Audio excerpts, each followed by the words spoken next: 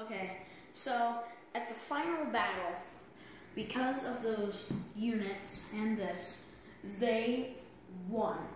They defeated the middle and powerful legion with not too many casualties. So then we go to the next step. They're going to reposition. They're going to move all the way over here. So this time, the Chinese have actually invested some troops because they think that they can actually pull this off.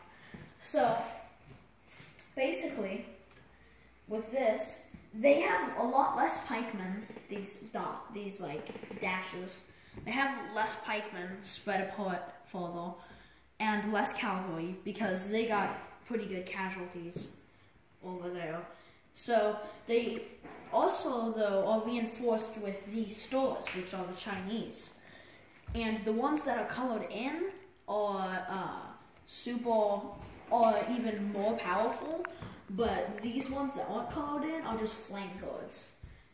So the Greeks go, like always, for a head-on attack. So they take these squares and triangles. The squares are actually siege engines, which knock down walls, and the cavalry are there to defend them with a little bit of pikemen set in. So they go over here, and this is where you can see I crossed out these arrows because there were lines of archers. Well, I crossed that out because they were defeated by the pike and siege engine forces. So once they've got an entrance here, there's this secret little Chinese-based operation. So they took all the heavy armored units, or most of them, and the flank guards, and they took that and they took this.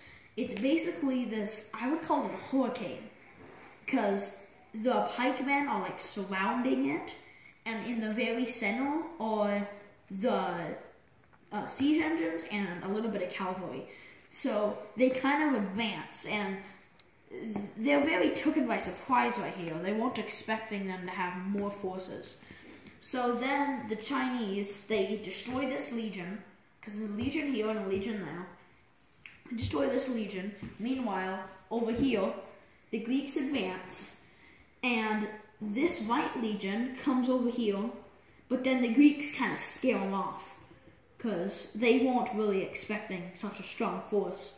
They expected these archers right here to do a lot more work to the Greek attacking force. So they retreat, and what they do is they go to the secret drawbridge in the very back.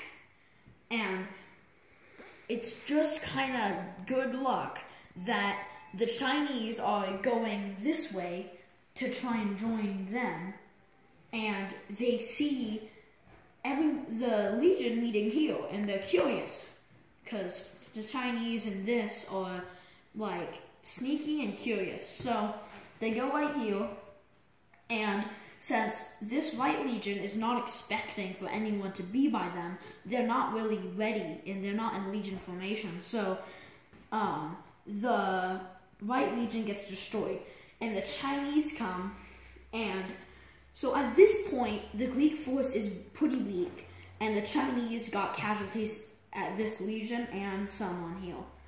So both of the forces are kind of weak. And the reason why Rome actually keeps these Indian trade routes, this is supposed to be in a spot in Romania, where there's trade routes that you can tax the merchants, and it gets you a lot of extra money. So the reason that Rome keeps these trade routes is because of the Praetorian Guard. The Praetorian Guard is extremely, super heavily armed, and these weak forces, in the end, are defeated. So Rome barely survives. They would have to rebuild their whole fortress, and they lost a lot of soldiers. But in the end, the dictator, or the person who holds this area at part of Rome, they are still alive, and they still, although they don't really have control over it, they could still tax merchants. so they still have the trade routes. And that is my project on what would happen if the Romans forced the Greeks and the Chinese. So tell us why you had to add in the Chinese. When did you figure out that you had to add in the Chinese? Because basically the Roman legions, they had this great strategy of they were super good attacking against people like the Greeks, who had these straight lines, because they would break them in half and then surround them and crush them, or most of them actually became slaves. So in the end, the Romans defeated them. Like, on my first thinking about it, the Romans were going to defeat the Greeks because they could break through the ranks. It would have been pretty easy. Yeah, because it's mainly because of this cavalry force. It's protected by pikemen, and they're above the Greek pikemen. So the cavalry would just ride straight in, and then they would split up, and it's just too hard for the Greeks to handle. So the reason the Greeks did have a chance, though, they had good strategy. They did very good strategy here. Destroying this left legion by single filing them was a very good idea, but they could pull it off by themselves. And so I added the Chinese because I wanted some secret operation to get through this moat. And the purpose actually was that these Chinese were supposed to be the force that wasn't destroyed, and that's why the Praetorian Guard defeated them, because of this secret legion. Because of the secret drawbridge and the legion.